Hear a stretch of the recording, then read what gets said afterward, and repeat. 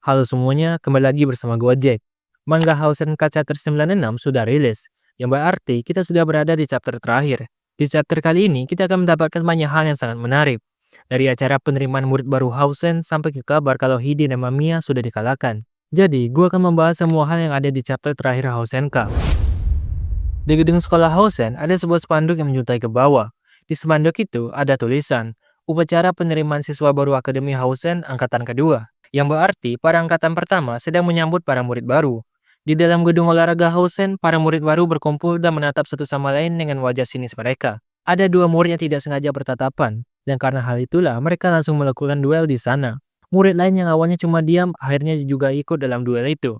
Yang awalnya cuma duel dua orang menjadi perang. Di balik tirai muncullah Yanagawa Masato, salah satu eksekutif Hausen. Di sini, masa langsung berteriak agar semuanya kembali tenang. Bukannya menjadi tenang, mereka malah menjadi semakin tidak terkendali. Bahkan ada satu murid baru yang ingin menyerang masa yang ada di atas panggung. Tapi untungnya, masa langsung menendang murid itu.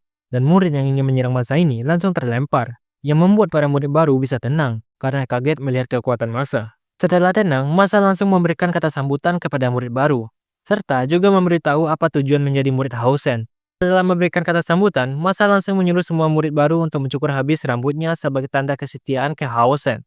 Tapi, jika ada murid yang tidak ingin mencukur rambutnya, bisa naik ke atas panggung dan menghadapi salah satu dari eksekutif. Setelah mengucapkan hal itu, ada seorang murid baru berambut pirang yang naik ke atas panggung. Di sini, dia langsung menantang Gamera, salah satu eksekutif yang memiliki tubuh yang besar setelah buta. Pertarungan Gamera dan murid baru itu sama sekali tidak diperlihatkan. Tapi dari wajah Gamera yang berdarah dan perkataan Gamera, kita bisa mengetahui kalau dia sangatlah kuat. Di panel selanjutnya, kita diperkenalkan siapa murid baru itu. Namanya adalah Arase Kisaki. Selain itu, ada tambahan informasi, yakni Arase akan menjadi pemimpin Hausen setelah buta lulus. Dan kalau dilihat-lihat, Arase ini agak mirip dengan Bito Makio, salah satu pemimpin Hausen di masa depan. Ketika Buta Daigo dan Maruyama sedang berbicara di ruang dojo Hausen, Kajiya masuk dengan memberi kabar kalau Hide dan Mamiya sudah dikalahkan oleh murid pindahan. Bagi yang belum tahu siapa Hide dan Mamiya, mereka adalah duo terkuat di Suzuran, dan pelaku yang mengalahkan Hide dan Mamiya adalah Hanasaki Hokoru, seorang murid baru yang pindah ke Suzuran sebagai murid kelas 2.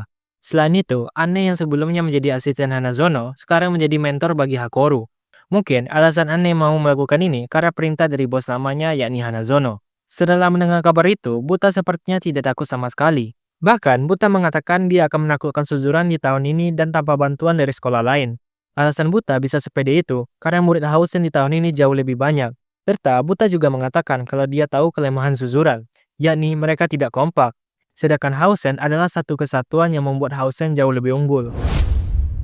Sepertinya, perang Hausen dan Suzuran akan tetap berlangsung, karena ambisi Buta mengalahkan Suzuran masih sangat berapi-api. Ditambah, di tahun ini Hausen juga mendapatkan satu berandalan yang kuat, yakni Arase Kisaki. Serta, jumlah murid Hausen juga bertambah banyak, yang membuat Buta semakin percaya diri untuk memulai perang. Sedangkan Suzuran juga mendapatkan monster baru bernama Hanasaki Hokoru, yang membuat jalan Hausen untuk mengalahkan Suzuran tidaklah mudah. So, terima kasih sudah menonton sampai habis.